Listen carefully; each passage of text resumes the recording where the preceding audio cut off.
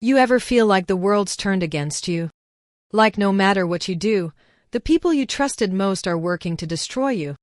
That's exactly what happened to me. A single, stark title appears on a black screen. They filmed my breakdown and took my kids. The screen remains black. A man's voice, raw and quiet, begins to speak. You see those videos? The ones of soldiers coming home, running into the arms of their crying families. That was my lifeline. In the dust and the blood and the noise over there, that's what I held on to. That moment. The hug. The welcome home, Dad. That's the dream they sold me. And the moment I walked through my own front door, that dream exploded. It was silent. My kids, Emma and Lucas, were glued to their tablets. Didn't even look up. A mumbled hello was all I got. Their game was more important than their dad, back from a war zone. That's when I heard footsteps on the stairs. My in-laws. They hugged me tightly. We've been waiting for this moment for so long, it warmed my heart, and I hugged them back. Then my wife appeared out of nowhere, giving me a light hug too. That's when I tensed up. Glancing around the room, I saw it was filled with empty moving boxes and suitcases. They saw me staring, and that's when they dropped the news. Maria, your wife struggled to handle everything while you abandoned your family. So we moved in to help, my mother-in-law said. She spat abandoned as if it were a joke, but it felt real. I froze. Maria and I had talked endlessly before I left for war. She convinced me it was a good idea to go.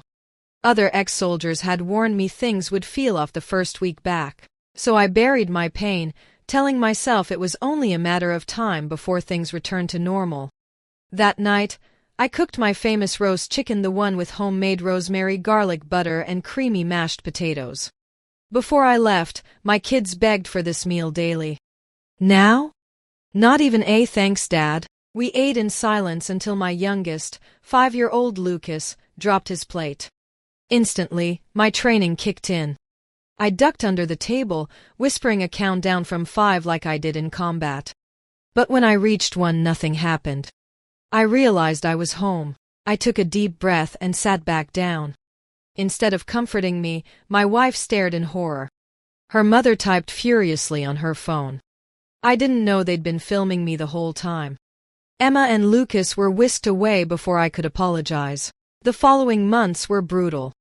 Maria grew distant. The kids refused to interact with me. My only companions were my PTSD symptoms. Then, a knock at the door, a CPS caseworker. Mr. Hanley, we've received concerning reports about erratic behavior around your children. I'd kept only 20% of my military earnings, the rest went to my family.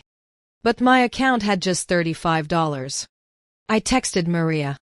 She replied instantly, investment opportunities. Your parents needed it more, tears blurred my vision. I think it's best if you stay somewhere else for now. For the kids' safety, her parents flanked her like bodyguards, her mother still filming. I knew if I didn't leave, it'd be more proof I was a bad father. So I walked out with nothing but a trash bag of dirty clothes and a phone charger. She showed me something that still chills me, a compilation of my flashbacks, edited to make me look violent and unpredictable. I gripped the doorframe to keep from collapsing. Then Maria appeared behind me. I thought she'd defend me, but no. I think it's best if you stay somewhere else for now. For the kids' safety, her parents flanked her like bodyguards, her mother still filming. I knew if I didn't leave, it'd be more proof I was a bad father. So I walked out with nothing but a trash bag of dirty clothes and a phone charger. I'd kept only 20% of my military earnings, the rest went to my family. But my account had just $35. I texted Maria. She replied instantly, investment opportunities. Your parents needed it more, tears blurred my vision. My days became depression naps in my truck, showering at the gym, eating free church meals. Then, at Taco Bell, I ran into Jake, my brother in arms, now a lawyer. What the hell happened to you? When I told him, his jaw clenched. Those videos, did they record you without consent? I nodded. He smirked. That's illegal in this state. For the first time since deployment, I smiled back. Jake worked for free, fueled by rage. Within a day, he found a game changer. A deleted iPad folder still synced to Maria's iCloud. My stomach turned. Video after video of Maria coaching the kids to ignore me.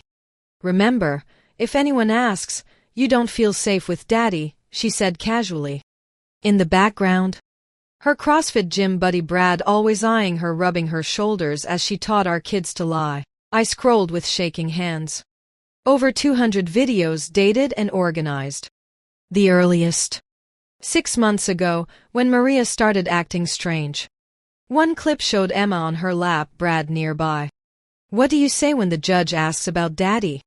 Maria prompted. "That he scares me," Emma recited flatly. "Good girl. And what else?" "That he yells and throws things," Brad chimed in. "Maybe add that you cry when you see him." "Judges eat that up." Jake's face darkened. "We're filing for emergency custody. This is parental alienation. No judge will ignore it," but Maria's parents hired Robbie Patterson, a top family lawyer. He argued for a psychological evaluation first, delaying the hearing 8 weeks. Dr. Leo's office reeked of leather and privilege. Then I spotted a photo, him and Carol at a country club event. "You know my mother-in-law?" I asked. "Carol?" "We play doubles every Sunday." "Wonderful woman," my stomach dropped. This evaluation was rigged. Supervised visits began 2 hours weekly in a sterile center. Maria would whisper, "If Daddy tries to take you away," scream for help. Lucas would sob before she even left. Emma, now in designer clothes Brad bought, admitted he sometimes shared Maria's room. Jake uncovered Brad's record, restraining orders, fraud. But Patterson blocked it. Relevant character assassination. Meanwhile, Maria played the struggling single mom online, garnishing my wages while I lived in my truck.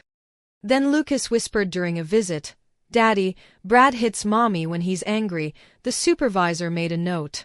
Jake's investigator later found security footage, Maria, Brad, and her parents plotting at her gym's juice bar months before I returned. The pre-trial was a disaster. Carol claimed my shooting range visits proved violent tendencies. The judge ordered anger management classes, another delay. Emma's teacher secretly called Jake. "She's failing." Her journal scribbles out her dad in black. The kid's therapist risked her license to warn, "They're being damaged." Lucas wets the bed. Emma has severe anxiety. At the deposition, Maria slipped. "I knew about the videos before CPS came," Patterson objected, "but the damage was done." Brad started picking up the kids, playing doting dad. My accounts were frozen. Maria claimed I hid deployment money. Jake proved it funded her father's failed restaurant. Then, the emergency hearing. Jake played Exhibit 47, Carol sliding Maria an envelope. "This guarantees full custody.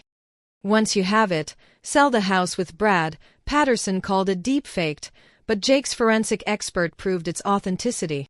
Maria broke down in court. "They made me do it. Threatened to take everything," Richard yelled. Carol screamed. The judge granted me temporary custody, barring her parents. Months later, final custody was awarded to me. Maria, now in therapy, supported it. "Marcus should raise them while I heal." Carol and Richard's trial loomed fraud. Conspiraments later, I was cooking roast chicken again. This time, Lucas was helping me mash the potatoes. Emma was setting the table. That night, as I tucked her in, she looked at me and asked, "Dad, are you staying forever now?" Sigh, endangerment. I felt something in me, something broken for so long, finally click back into place. "Forever and always," I said. And I meant it. The official paperwork says I have sole custody. Their grandparents are facing criminal charges. Brad is gone. Maria is in therapy, finally dealing with the mess she was part of. But the real victory isn't in a court document. It's in the quiet. It's in Lucas asking me to coach his soccer team. It's in Emma trusting me enough to show me her drawings. It's in the fact that the nightmares have finally stopped for both of them. Right now, the house is silent. I'm just a dad, doing one last check on his kids. Lucas is asleep, surrounded by his toy soldiers. Emma is curled around the stuffed elephant I mailed her from Afghanistan. They are safe. They are home. They are mine. After all of it. The betrayal, the war, the fight. That's all I ever wanted.